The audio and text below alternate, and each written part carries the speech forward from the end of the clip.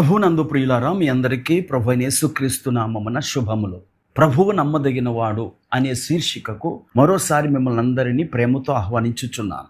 ఈ శీర్షిక క్రింద మన ప్రభువు మనలను క్షమించుటలో నమ్మదగిన వాడని, వాగ్దానం చేసిన వాడు నమ్మదగిన వాడని, పిలిచిన వాడు నమ్మదగిన వాడని ధ్యానం చేస్తూ ఆయన మనలను పిలిచిన పిలుపుకు గల 7 కారణములను కూడా ధ్యానం చేశాం. నేటి వీడియోలో దుష్టత్వము నుండి కాపాడుటలో నమ్మదగిన వాడు అనే అంశాన్ని ధ్యానం చేద్దాం. నేటి ధ్యానం కొరకు తెస్సలోనికలకు రాసిన 2వ పత్రిక 3వ అధ్యాయము 3వ వచనాన్ని చదువుకుందాం.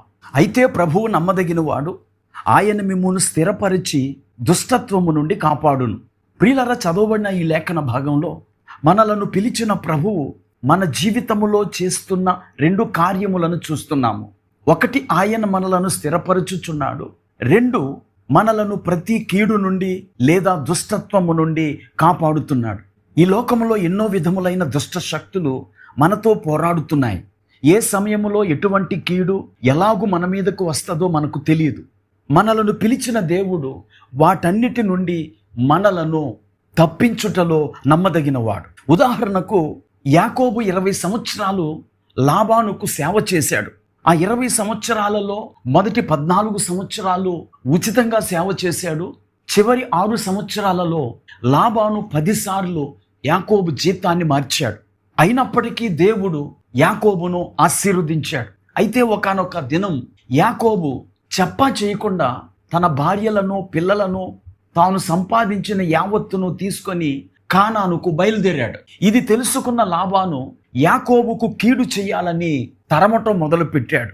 పిల్లా పాపలతో ప్రయాణిస్తున్న యాకోబును గిలాదు కొండ మీద కలుసుకున్నాడు లాబాను. అయితే ఆ రాత్రి స్వప్నమందు దేవుడు సిరియా వాడైన లాబాను దగ్గరకు వచ్చి, నీవు యాకోబుతో మంచి గాని చెడ్డ గాని పలుకకుము, జాగ్రత్త సుమి అని అతనిని హెచ్చరించాడు. ఆదికాండము 31వ అధ్యాయము 24వ వచనం.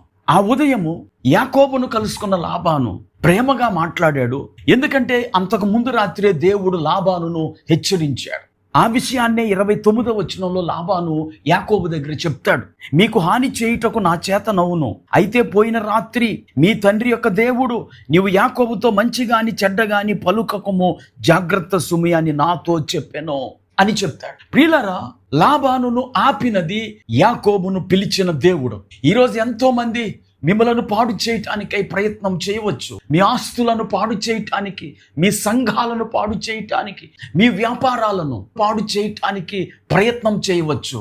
కానీ పిలిచిన మన దేవుడు మనలను స్థిరపరిచేవాడే కాదు, మనలను కీడు నుండి, దుష్టత్వము నుండి కాపాడుటలో నమ్మకమైన వాడు. 2వదిగా తిమోతికి రాసిన 2వ పత్రిక 4వ అధ్యాయము 16వ వచనంలో అపోస్తలుడైన పౌలు తిమోతికి ఇలాగు రాస్తాడు. ప్రభువు ప్రతి దుష్కార్యము నుండి నన్ను తప్పించి తన పరలోక రాజ్యమునకు చేరునట్లు నన్ను రక్షించును. తిమోతికి రాసిన 2వ పత్రిక 4వ అధ్యాయము 18వ వచనం. ప్రియులారా, పౌలు ఈ మాట చెప్పే సమయానికి పౌలు తన జీవితం యొక్క చివరి దశలో ఉన్నాడు. అందరూ నన్ను విడిచిపోయిరి అని 16వ వచనంలో చెప్తున్నాడు. అయితే ప్రభువు నాకు తోడై ఉన్నాడు అని 17వ వచనంలో చెబుతూ ఆయనే ప్రతి దుష్కార్యము నుండి నన్ను తప్పిస్తాడు, రక్షిస్తాడు అని సాక్ష్యం చెప్తున్నాడు.